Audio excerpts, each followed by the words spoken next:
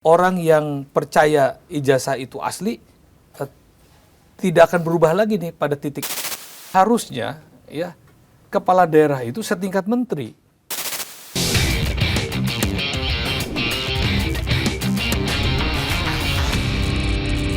Ngomong-ngomong soal orang yang bisa dipercaya membantu presiden, menteri, Prof kan juga mantan Menpan RB begitu ya, di era 2014-2016 begitu ya. Nah, pada saat menjadi Menpan RB juga mengeluarkan surat edaran nih mengenai ijazah palsu ya, Menpan RB nomor 3 2015 tentang ijazah palsu begitu ya. Ini, ya kan? Ini. Jadi kalau kita lihat tadi ngedengerin Prof ngomongin soal bagaimana bukan kualitas yang seharusnya, kriteria yang seharusnya dimiliki oleh orang kepercayaannya presiden, khususnya para menteri. Nah ini dia, kita agak geser sedikit ke sini. Nah, dan waktu itu juga Pak Anies ya, sebagai Kemenbudristek, kala itu berkoordinasi gitu soal surat edaran ini. Nah, apa sebenarnya Prof yang dihasilkan dari SE tersebut? Kayak sebenarnya emang banyak ya pejabat kita atau kepala daerah kita yang menggunakan ijazah palsu ini. Awalnya begini, itu ada istilahnya ada asbabun nuzul, asal muasal peristiwa itu. Jadi di era pemerintahan Pak Jokowi yang pertama itu melanjutkan tradisi yang sudah dilakukan oleh pemerintahan Pak SBY di dalam setiap rekrutmen pimpinan jabatan tinggi pemerintahan eselon 1 ya, untuk dirjen-dirjen, kepala lembaga, itu melalui sebuah proses yang disebut dengan tim penilai akhir. Tim penilai akhir ini ketuanya presiden langsung, anggotanya itu wakil presiden, ada Menpan, lalu kemudian ada Mensesnek, ada Seskap, ada Kepala Badan Kepegawaian Nasional, ada Kepala Badan Intelijen Negara, ada PPATK. Namun mengawali proses tim penilai akhir itu ada panitia seleksi yang menurut instruksi presidennya dibentuk oleh Kementerian Pan RB dengan melibatkan Kementerian Keuangan, BPKRI, dan beberapa instansi lain untuk mengumpulkan ASN-ASN terbaik yang memenuhi persyaratan untuk menjadi pimpinan lembaga. Pimpinan lembaga ini kan banyak sekali nih. Kalau sekarang ada MBG yang gitu-gitu ya. Ada OJK, itu lembaga. Dan juga untuk dirjen-dirjen, sekjen-sekjen. Jadi eselon-eselon 1 lah. Semua yang di bawah menteri dan pimpinan lembaga itu harus lewat proses seleksi. Nah, proses seleksi ini membuka kesempatan bagi semua orang ya yang memenuhi persyaratan, sudah eselon 2 minimal dia, untuk mendaftarkan diri. Lalu dites. Tesnya itu nggak gampang. Kadang-kadang untuk satu posisi yang ikutnya 25 orang dari berbagai macam instansi. Nah, dalam proses itulah ya kita acap kali menemukan adanya pengaduan-pengaduan ijazahnya palsu. Atau sekolahnya nggak pernah selesai. Ya, atau macam-macam lah, atau kepangkatan segala macam. Nah, lalu kemudian itu terverifikasi pada saat masuk ke tim penilai akhir. Pada saat di tim penilai akhir misalnya seorang yang sudah lolos dari sekian puluh orang dikerucutkan jadi menteri, memilih 5, dari 5 dikirim ke TPA tinggal 3, dan tinggal 3 ini dicek di Biro Kepegawaian. Nah, kita pernah menemukan ada yang pengaduan ijazah palsu dan di BKN-nya memang ijazahnya dia memenuhi persyaratan menjadi eselon 1 ya, tanpa harus jadi doktor misalnya ya. Harusnya kan dia biasa saja, tapi dia menggunakan doktor. Ketika diperiksa ijazah doktornya ini nggak jelas, sekolahnya udah nggak ada, mungkin dokter segala macam. Akhirnya berdasarkan hal itulah saya berkoordinasi. Waktu itu kan setiap surat edaran menteri itu harus dikoordinasikan dengan Kementerian Sekretariat Negara. Lalu saya keluarkanlah surat edaran nomor 3 tahun 2015 tentang larangan menggunakan ijazah palsu dan sanksi bagi yang melakukannya. Nah, itu berlaku sangat luas bagi seluruh aparatur sipil negara atau PNS di semua lembaga ya, sampai ke kabupaten kota, sampai bahkan gubernur, wali kota sekalipun ya kena sanksinya, sampai dengan prajurit TNI Polri. Jadi sangat luas sekali itu. Dan maksudnya pada saat itu kenapa? Supaya masa jadi pejabat negara ini tanda kutip membohongi kan dengan ijazahnya, seolah-olah dia punya gelar master, punya gelar doktor, padahal dia tidak pernah sekolah. Itu kan tidak baik, tidak menunjukkan satu keteladanan. Kedua, ijazah ini kan berkonsekuensi terhadap jabatan. Ya.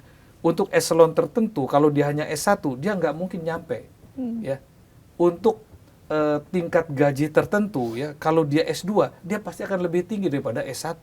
Apalagi dia doktor. Jadi akan berpengaruh pada jabatan, akan berpengaruh pada penghasilan. Dan kalau negara, tanda kutip pemerintah kita, ditipu, dibohongi oleh ijazah palsu, kan kita rugi. Mendudukan seseorang yang sebetulnya dia tidak punya hak di situ. Karena dia belum mencapai tingkat pendidikannya. Memberikan gaji pada dia sebetulnya jenjangnya nggak sampai. Nah, berdasarkan itulah saya instruksikan semuanya. Jadi tidak ada maksud apa-apa, ya, tidak ada maksud mencurigai siapa, tidak, tapi berdasarkan fakta, ya, supaya jangan ada nih orang mau PNS belum sarjana pakai ijazah palsu supaya dia bisa lolos PNS, kan nggak boleh. Orang mau naik pangkat segala macam. Nah, jadi tidak terpikir seperti yang dipikirkan banyak orang. Jadi waktu itu Sesnek siapa, Pak?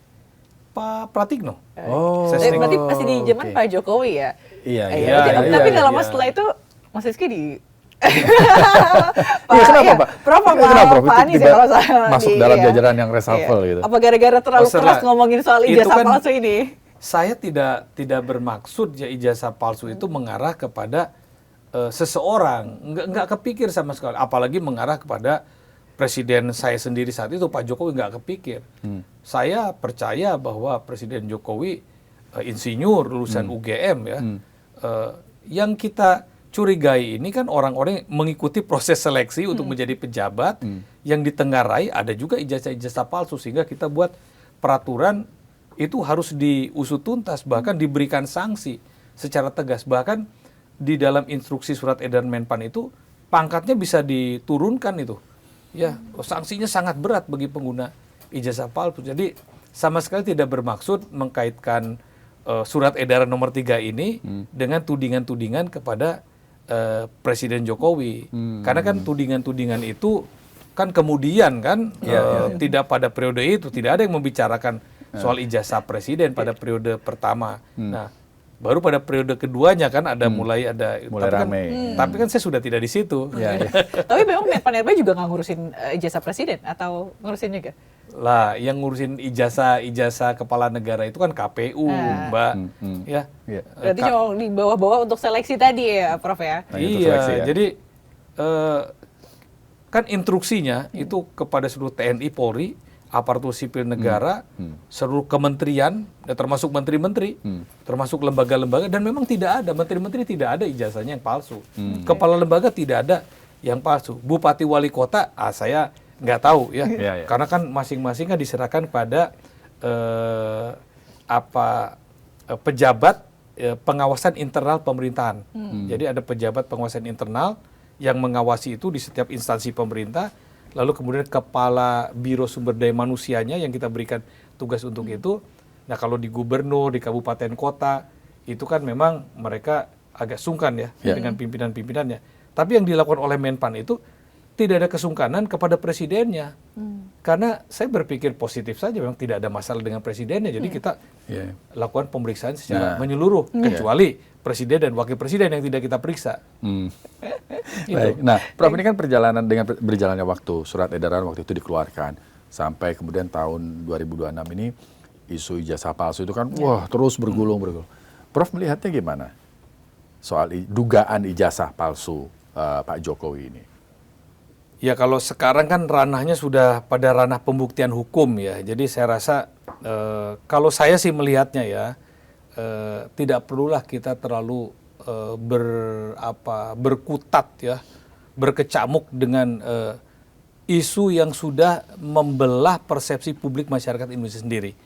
Orang yang percaya ijazah itu asli tidak akan berubah lagi nih pada titik ini. Ya dia percaya itu asli. Orang yang meyakini bahwa ternyata palsu juga tetap akan terus menuntut untuk dibuktikan kepalsuannya. Kan begitu. Lalu ada orang yang ragu-ragu, pun tidak akan berubah dia menjadi pendukung ijazah asli atau pendukung ijazah palsu. Jadi menurut saya proses hukum ini ya berjalan saja.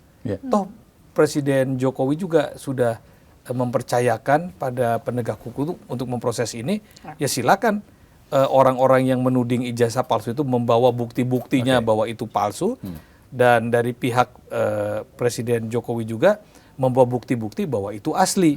Nah, tinggal masyarakat nanti menilai bagaimana keputusan hukumnya. Jadi menurut saya ambil hikmahnya. Hikmahnya itu apa? Hikmahnya ya kan surat edaran nomor 3 2015 ini kan belum pernah dicabut. Masih berlaku. Jadi hikmahnya laksanakan saja ini. Supaya kita mengantisipasi jangan sampai ada hal-hal serupa yang terjadi di masa depan.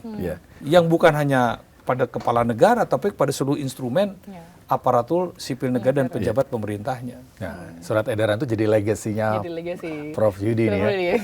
Tapi kalau menurut Prof lihat sekarang masih ada nggak sih Prof verifikasi itu, terus tes-tes itu yang benar-benar... Sekarang saya dengar di khusus Kementerian Pan-RB ya, dan BKN, masih ketat.